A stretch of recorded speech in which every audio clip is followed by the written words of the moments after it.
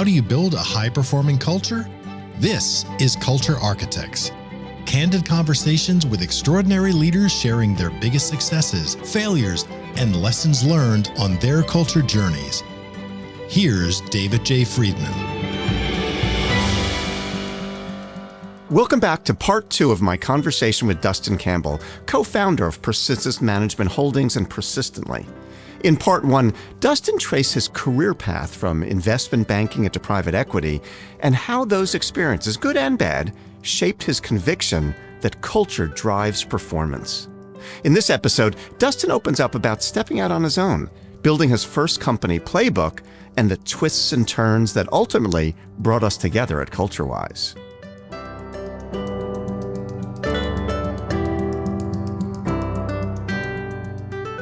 So you had these experiences in private equity. You had this mentor who helped you to begin to see that there were ways that you could build systems around the way you do things.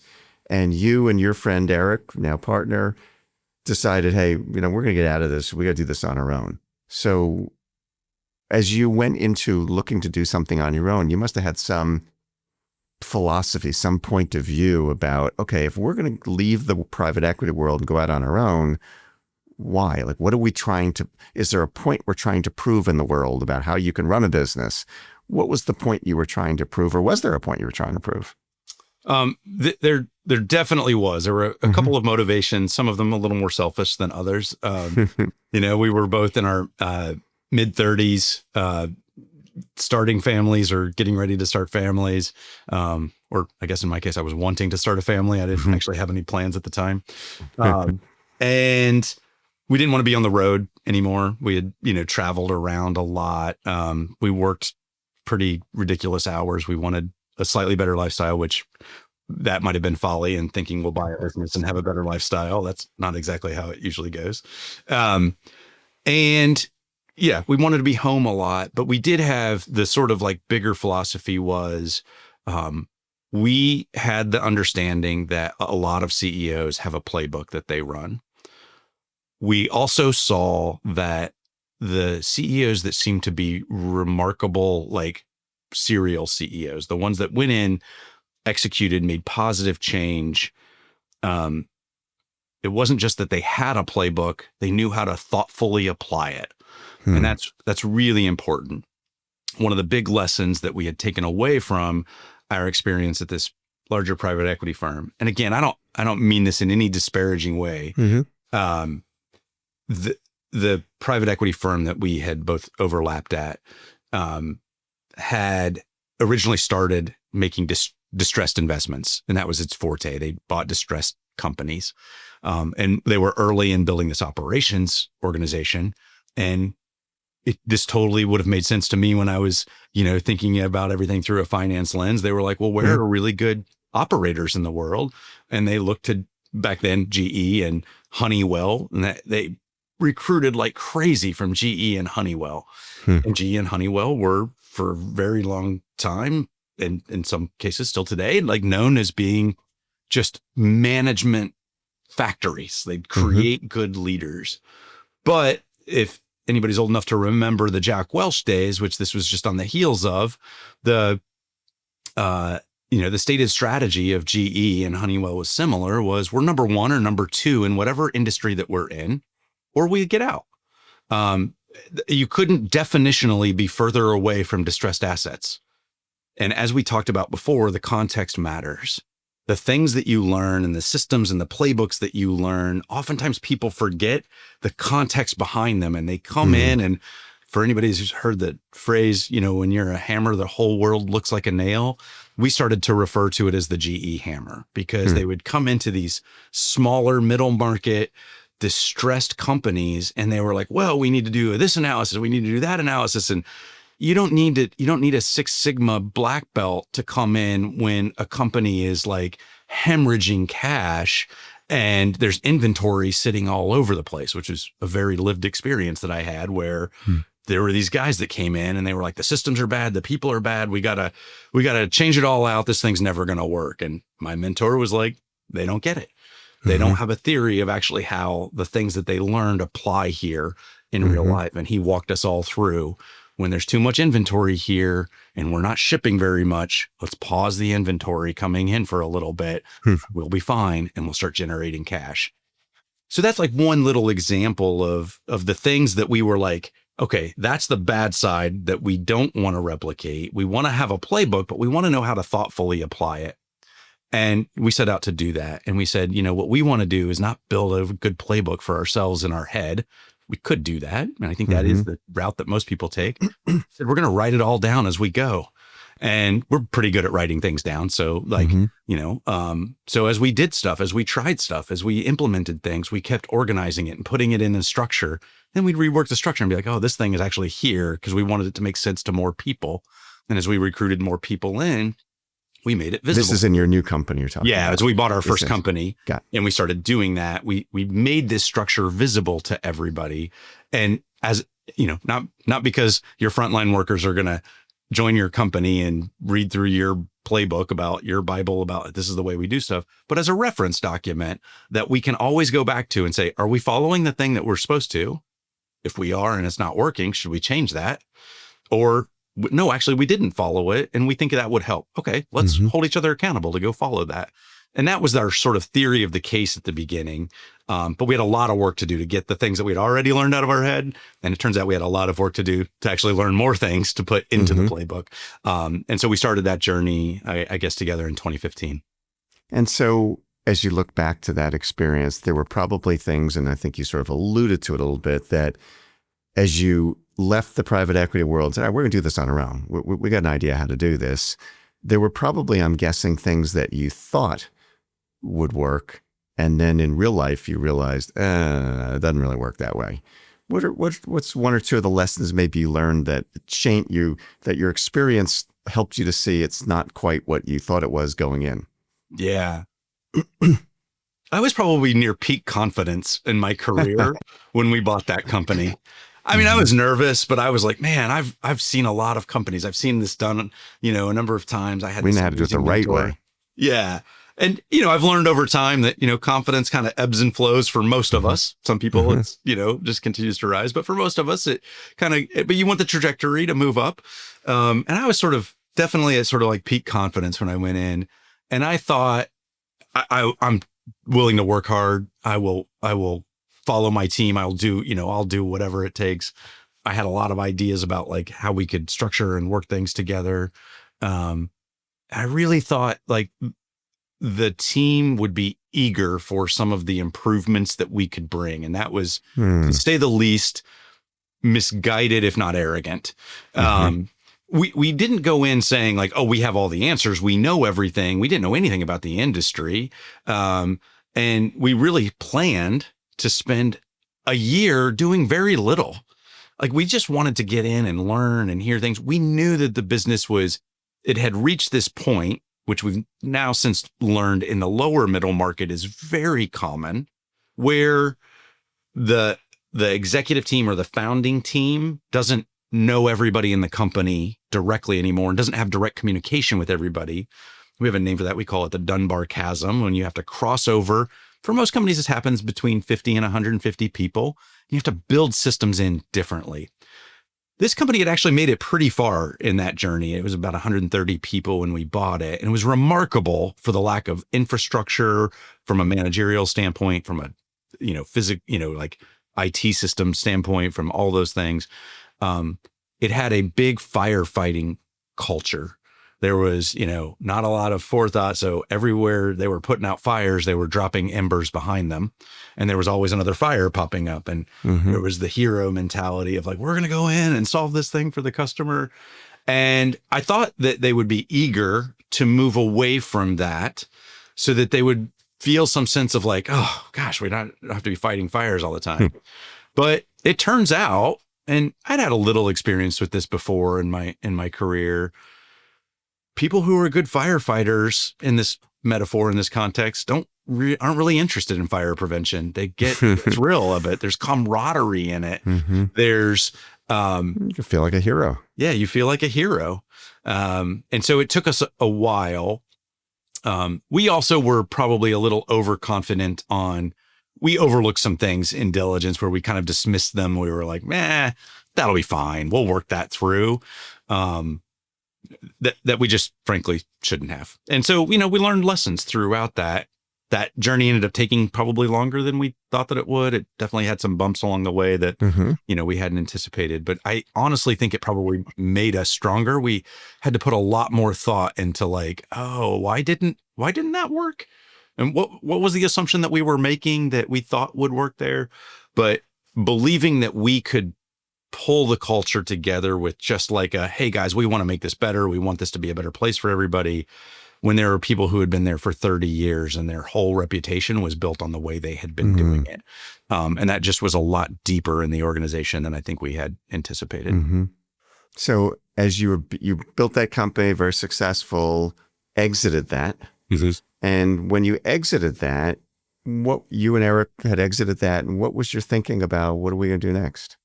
Yeah, our goal had always been to build this playbook and then to replicate it. And, what we wanted to do was to, build and nurture a team that could go and do it again.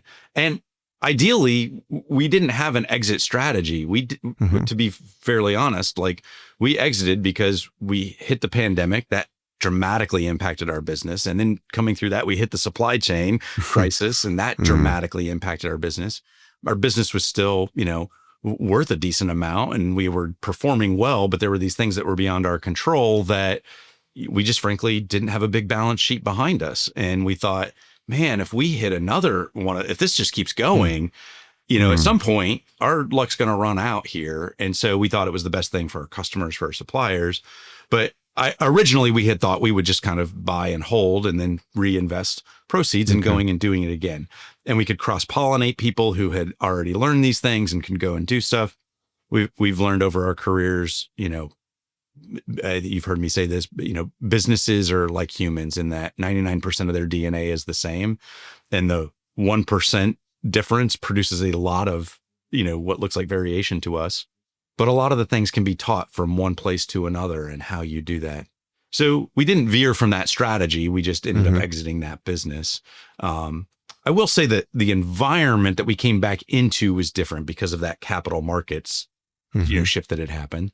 There's a lot of money chasing not enough deals, and more people getting into that world at lower and lower valuations or smaller companies. And so that's what made us ultimately decide to launch Persistently was we said, we have things that we can do that can go help people. And while we're doing that, we'll be talking to people and meeting people. And through that, maybe we'll find more deals. And fair enough. Here we did. So for our audience sake, since they don't know that story, so just briefly help our audience understand. So how did you and I get to connect and what caused you and Eric to say, CultureWise and high-performing culture might be something that makes sense for our future? Yeah, there were a couple of definitely fortunate circumstances, I guess, that came together there. So the story, but for the audience sake, this was just pretty remarkable, I think. My mentor had this series of what he called operating principle-based behaviors that he reinforced with the team over and over and over again. And that was a huge part of what brought the culture together. But he did, and I've now learned language from you, that he did what you refer to as episodic teaching. And that's what we did at our first company. And as we built out our playbook, we carried forward those operating principles. We made some adjustments, some tweaks here and there. And we always said, man, this is the thing that we're not getting the most value out of because we're only able to teach it when we're in the room or when somebody has been in the room with us enough times that they start to teach it. And so that's really effective. That's better than what a lot of organizations, do in this regard, naming these things and then, making them clear to the organization. But that episodic teaching can only go so far. And so it was literally the month after we closed on the sale of that business. We were both Vistage members, which for those who may not know is a CEO peer network. We met a guy who runs a few of these peer groups and really hit it off with him, and we were discussing this, and we were kind of talking about all the business books that we read, and he said, well, of course, Culture by Design. And I said, what is that book? And he said, Culture by Design. He's like, I make everybody that joins my groups, implement this. And I was like, well, now that's a pretty big endorsement. And I said, well, I should read that. I like this guy. I trusted him. And I went home and I read it, and I was like, oh, this is it. Like, where was this 7 years ago? This is the way to systematize those, what we had called operating principles and you call fundamentals. And I was just really blown away. I was like, this is like such a missing component. And I said, this is great. We're going to put this into our playbook, and the next company we buy, we're going to do this. And so we started persistently. We started doing some work for some friends and some other companies, just helping them, do some of the things that we had learned along the way. And about a year and a half after that, a friend of ours who knew that we were in the market to, buy companies again, sent us a listing. He's never sent us another listing. This is the only one he ever sent us. It was on a deal site that we weren't members of. And we were like, as soon as I read it, I said, man, I hope this is David Friedman's company. And as you know, it was. And I reached out and, you and I hit it off. But it was just a really fortuitous set of circumstances, I think, that led us there. And it helped us refine our strategy even further, which is there are a lot of these organizations that are now focused on helping smaller, middle market companies or lower middle market companies improve. CultureWise is, I think, one of the best of those. There are a number that are helping, sort of somewhere between executive execution and strategic alignment, Right. implement these business operating systems, which we are a huge fan of, and this fits right in with. But a business, as you know, is a system of systems. It's like the human body. You have a respiratory system, you have a cardiac system, you have a nervous system, and all these things have to play together. None of them necessarily more important than the other. You wouldn't have very much fun operating without one. And so, what we have now come to see is like, oh, there's a way to put these systems together in a way that can help organizations with the thing that they need when they need it. And so that's helped refine our strategy. Yeah. So now that you've gotten into, you're starting to see over the last number of months the power of that system. I'm curious about your point of view looking forward into the future about, culture has become big. As I look back at my career and this whole podcast, I think about if I go back 10 or 15 years ago, culture was not nearly as big. I'm not sure why that has changed. We could theorize about that, but if you were talking with a group of leaders or CEOs, and I would mention culture, most people back then, just 10 or 15 years ago, in my experience, was whatever. Like they didn't take it seriously. Whereas today, not only in business, I look at sports teams. Some on this podcast know I'm a Philadelphia Eagles season ticket holder and rabid fan, and you look at any article about the Eagles and they talk about their culture all the time, and it's true of almost any sports team. You look at any championship sports team these days, again, different from 10 or 15 years ago, and every team is talking about the culture of our team, the culture of this, the culture, and so culture has become really hot. Yeah. And I'm curious from your perspective as we look into the future, is that just a trend? Is that just a blip that different things are hot at different points, and that, in a few years, people will be talking about something else and culture won't be so important? Or do you see that as something that's sustainable? Man, I love this question. I definitely spend a fair bit of time thinking about it. By the way, I do want to say I was very excited to wake up this morning and know that I was going to be on the podcast with you after the Eagles won. Yes, thankfully it was a win and not a loss. It was not easy, but it was a win. Thrilled if it was a loss, and this is fun. I'll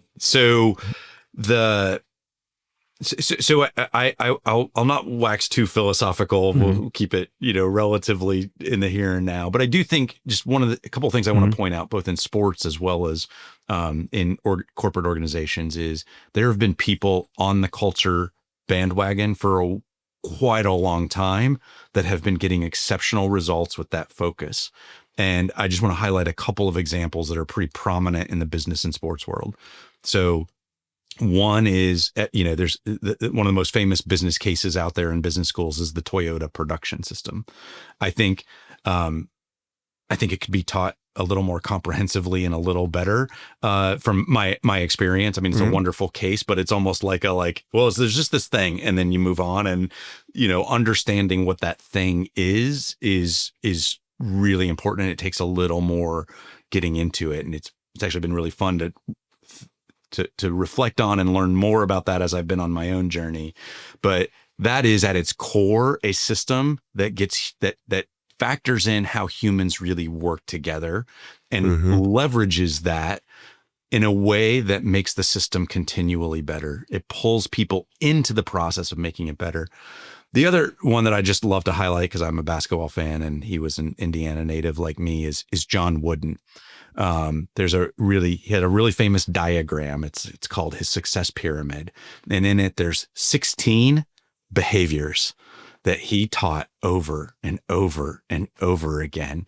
And, he's the winningest, or one of the most championships. I don't know if he's still the winningest coach in NCAA history. Just had this legendary run, is revered as a leader, for all the things that he taught to people, but he was principle based. And so that's existed. He focused on how do we build the culture of excellence, and he had a system by which he did it. And so I love those examples because I think they're really tied together.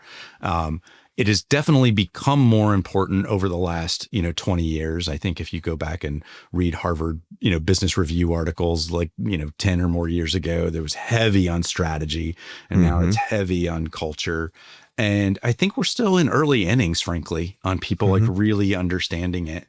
I will say at a very high level in the political environment that we're in, there is a strong push to go, and amongst many people that want to go back to a little bit more of what I think is a command and control way of doing things. And sometimes the simplicity of that feels alluring and appealing. I do think, and I'm definitely at, risk of, thinking this is going to be true because I want it to be true, that the cat is sort of out of the bag, that there's enough organizations. I think we've reached a critical mass of organizations that get that culture is the lever.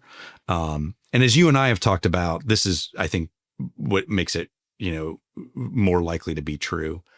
The ability to sustain what was historically considered true strategic competitive advantage in the marketplace is fleeting and increasingly difficult.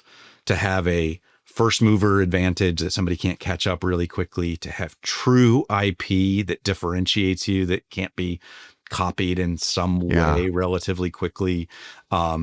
There's still scale. People amass capital and put things together, and that does matter, but that lever has been pulled pretty hard over the last couple of decades. And you kind of get left with, I guess we got to actually make this place better.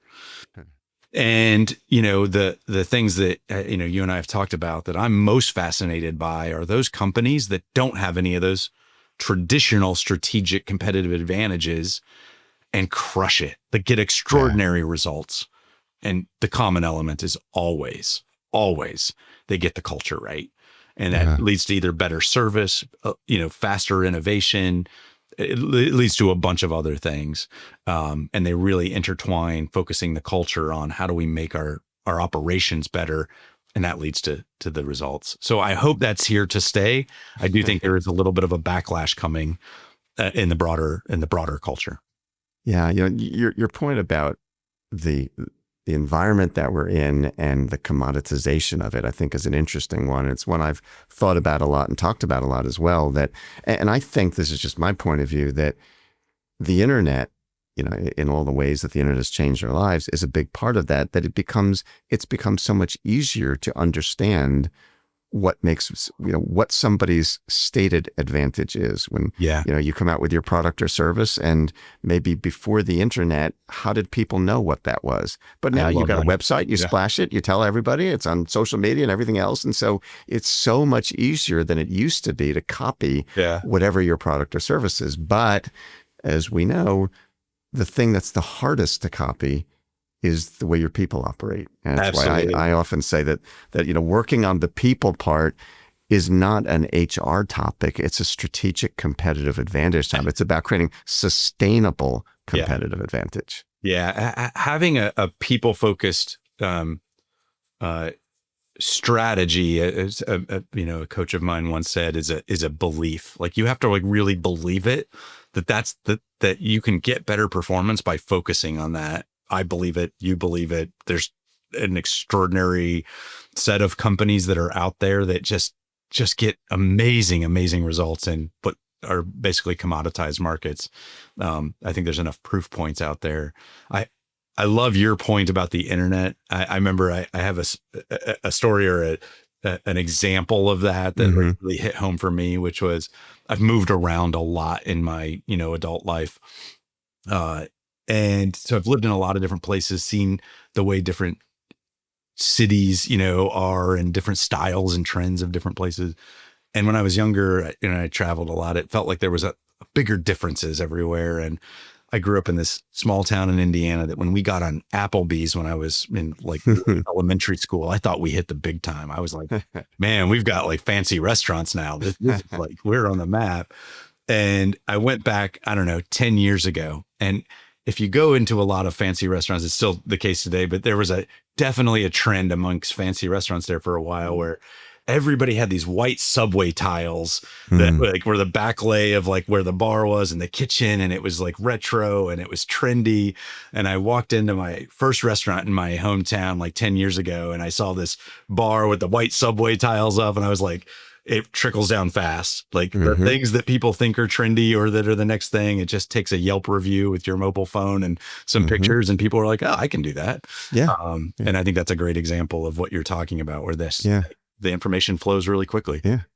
But at the end of the day, it's people that are the ones who are doing whatever that strategy is. Putting up white subway tiles does not guarantee great service. That is right. It doesn't. Yeah. One of the things that I find so fascinating, and it's what's led me to think about this topic as much as I have over my career, is as we all go through our day-to-day experiences, whether it's at a restaurant or a hotel or an airline or whatever, we see experiences where sometimes you have an experience where somebody treats you really well. You go, it could be, you go to the local ice cream shop and somebody who's serving the ice cream is just like really extra friendly or really helpful or really makes you feel welcome there. And I'm just very attentive to these things. And the way that my brain thinks about that is whenever I have one of those experiences, I love that. But I'm always asking myself, was that the luck of the one good person who happened to be serving ice cream? Or did the owner of the ice cream shop say, this is how we do things here, and make sure that no matter, or at least as close as possible, no matter who's scooping ice cream, it's done in a way, it may not be identical, it's not robotic, but it's done in a way that conveys the feelings and the experiences that owner wants to create for their customers. Yeah. And so I'm always looking at things through the lens of, is this a one-off, unique, wonderful experience, which is great. It's better to have one of those than not. Or is there something consistent here? Is this the way that they do things here? Yeah. And I just like to look at things through that lens. And I know that with your playbooks and your process orientation, you look at things in a similar way. Yeah. It's so right. And I marry up a few things there in the way that you're articulating, because I think you're just articulating a real world sort of gut feeling and example. And what I would encourage people, if you're a frontline manager, a new manager, or an executive or whatnot, is to look for those things all around you and look for those examples and say, like, where is it consistent? When you think about just kind of connecting this back to like the Toyota production system, a big part of getting that done and what's, in lean circles, this, you look at variation, and, Edwards Deming was sort of one of the grandfathers of getting the continuous improvement movement going. I think he's one of the most misunderstood,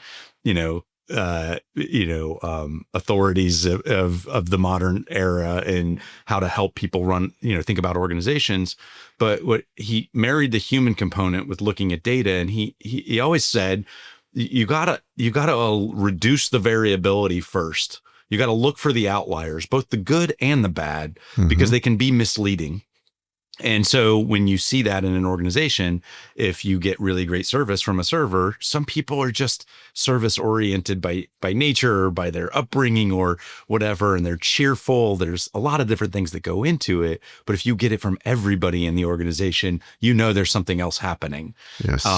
And I think what all too often happens in our culture is we attribute too much of what we see to the person rather than the environment that they are operating in.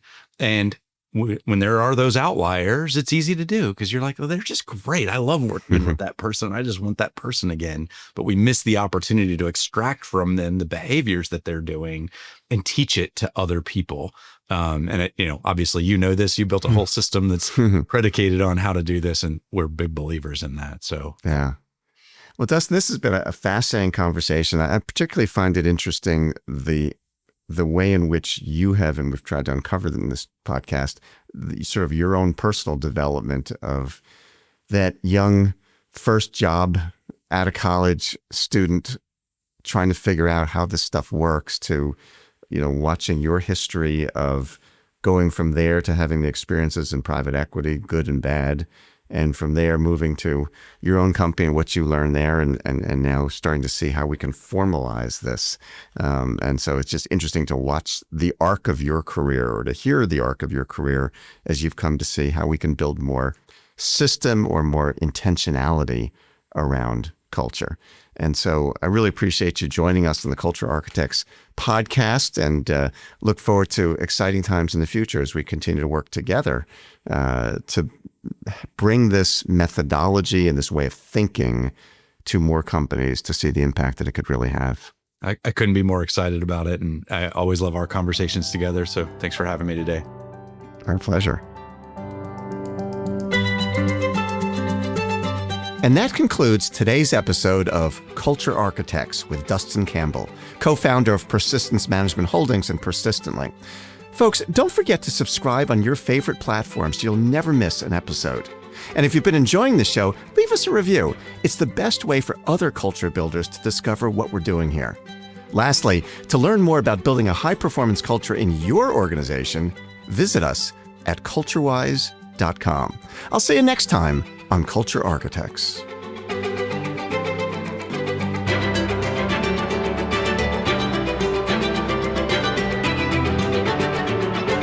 This has been Culture Architects with David J. Friedman.